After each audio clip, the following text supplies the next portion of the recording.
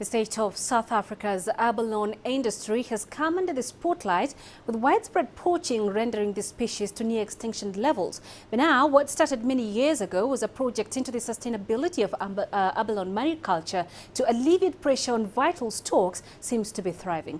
Abalone farming in South Africa is growing at a steady pace, and while the practice is capital and labor intensive, basic economics of demand and supply may help this threatened species. CCTV's Travers has this report.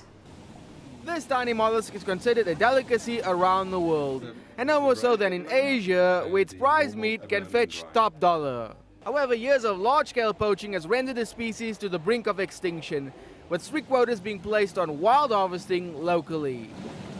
This in turn has given rise to a growth in abalone mariculture farms in the Western Cape, who are beginning to make headway in alleviating the pressure wild-caught abalone export quotas placed on the species through sustainable local abalone farms. South Africa's got around about 7 or 8 abalone farms. They're all located in this area. Behind me you'll see the bay, and there's 3 or 4 abalone farms on the other side of the bay and 3 or 4 abalone farms in this area. And the reason for that is because this area and the water is clean, and this is where abalone occurred naturally in vast quantities and where you get the best abalone in South Africa. The Western Cape's coastline was once rich in abalone stocks, but overfishing has led to the downfall of the species, and remnants of this can still be seen where even the prize shell holds value. At this mariculture facility in Hermanus, which is the largest in the southern hemisphere, 8 million abalone are being harvested, and this bears testament to the massive capital outlay and time consumption that comes with abalone farming.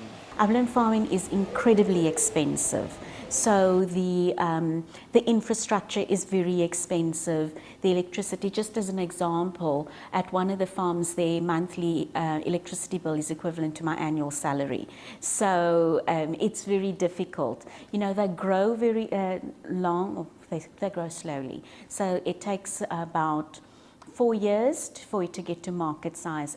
So important is the exact replication of the conditions that abalone are naturally harvested in the wild, that 8 million litres of seawater is pumped into this facility daily, and their dietary needs consist of ocean kelp, all with the aim of consistently producing some of the best abalone in the world.